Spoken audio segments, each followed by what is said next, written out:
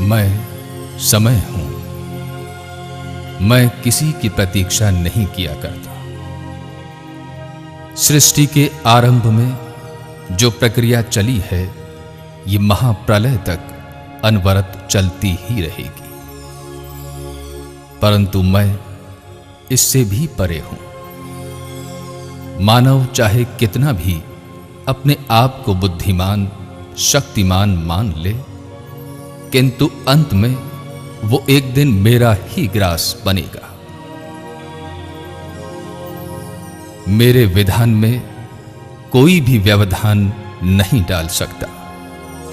इसके साक्षी तीनों ही युग रहे हैं। सतयुग, त्रेता युग, द्वापर युग मेरे विभिन्न दृश्य विश्व के सामने प्रकट करते आए हैं। इस कलयुग में भी मेरे अधीन बहुत सारे कार्य होते रहे हैं, चल रहे हैं, चलते भी रहेंगे, चाहे मानव चाहे या ना चाहे। मानव ने इस सृष्टि को भाषा, संस्कृति, खंड विखंड के नाम से भले ही बांट लिया हो, पर मैं हर एक को जहां चाहिए, जैसा चाहिए, वैसे ले जाकर पटक ही देता हूं।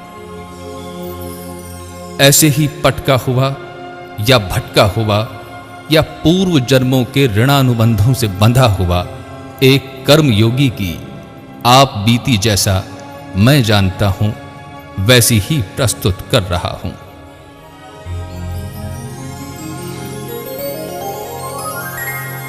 ईस्वी सन 1923 शिवरात्रि के पर्व पर अर्धरात्रि को मां शक्ति स्वरूपा लक्ष्मीबाई की कोख से जन्म लेकर एक बालक भारद्वाज गोत्र में ऋग्वेदी स्मार्त ब्राह्मण परिवार में नक्षत्र की तरह चमक उठा।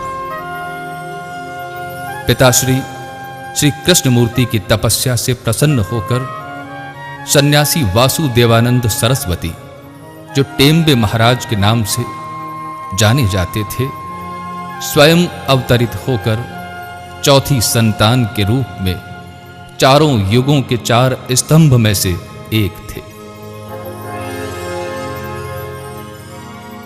मैंने ही उस पवित्र आत्मा को लोक कल्याण हेतु प्रेरित किया और सुदूर दक्षिण से उत्तर की ओर कर्म योग और भक्ति योग का अनूठा संगम प्रस्तुत करने हेतु चंडावल जैसे ग्राम में भेजा,